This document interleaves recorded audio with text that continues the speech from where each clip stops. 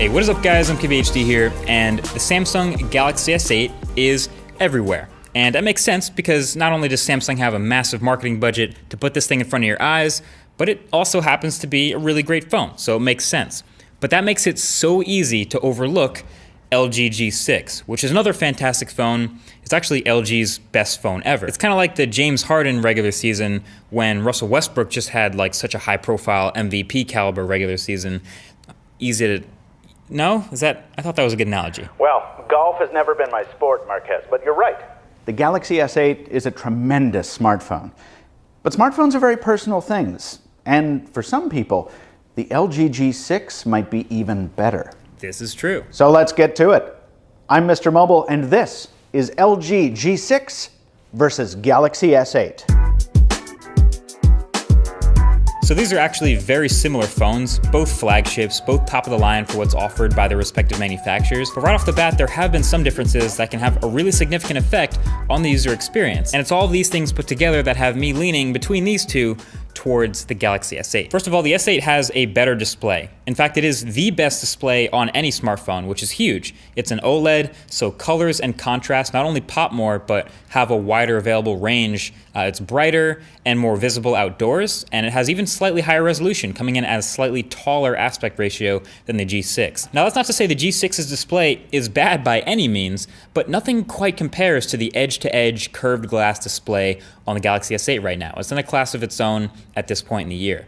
And that gives it this immersion factor. It's often better for watching videos, playing games, etc., because it lets you completely ignore the edges and just watch the content. The black G6 is definitely not as bad with this, but obviously it doesn't quite melt over the same way. And reflections, while they are a pain in the butt to ignore on video like this, they don't feel nearly as bad in real life. So there's that display advantage, but then I just give the general industrial design and aesthetic award to the Galaxy S8. It has a much more sleek, polished feel than a slightly more industrial looking G6. And again, G6 doesn't look bad at all, but put them side by side and the G6 kind of looks more like a rough draft while the S8 looks like a final copy. The rounded edges and nearly seamless connection between the glass and the front and back and the metal sides makes it feel like you're holding a smooth stone type of thing, while the G6 feels like your traditional phone type of thing. That rhymed. But overall, I give the aesthetic advantage to the Galaxy S8. And then there's just the specs on paper. So I did say they're both flagships, but again, when you see the higher resolution display, when you see the Snapdragon 835 versus Snapdragon 821, you kind of have to give the edge to the S8 again in this category. And then just from using it for a while, you notice a lot of little things. I prefer the headphone jack at the bottom of the phone. Galaxy S8 does that for me. I prefer no carrier branding anywhere on the back of any model. Galaxy S8 does that too. And the G8 is just the tiniest bit narrower and lighter than the G6, so the screen-to-body ratio is just that tiny bit better. It helps. And there's just a couple more features packed into the software, stuff like the iris scanner and the first ever front-facing camera with autofocus. But even with all these things, there are still reasons to consider getting a G6 for your own personal use over a Galaxy S8. So for those reasons, this is Michael Fisher from Mr. Mobile. Thanks, man. Hey, can I get some music real quick? Thank you. So, all your points on the S8 are well taken, Marquez. But the LG G6 has two huge wins over the S8, I think, and a few smaller ones too. The first big one is projected durability. The G6 is a chunkier phone than the S8 and easier to grip, I think, but if you do drop it, the G6 is also more likely to take a hit gracefully, at least on paper. It's certified compliant with MIL standard 810G. Now, that's not always as rugged as it sounds. Manufacturers can game test results a bunch of ways. But LG has been good enough to let everyone in on which lab it employed to test the G6, as well as which procedures it used for that testing. The G6 passed 14 separate tests, including low temperature, high temperature, temperature shock, humidity, vibration, solar radiation, low pressure, sand and dust, immersion, rain, and my favorite, salt fog. Now, Samsung will probably release a Galaxy S8 Active that meets these same criteria. It's done so for the past 4 years. But if it follows precedent, it'll be exclusive to AT&T and also probably aesthetically challenged.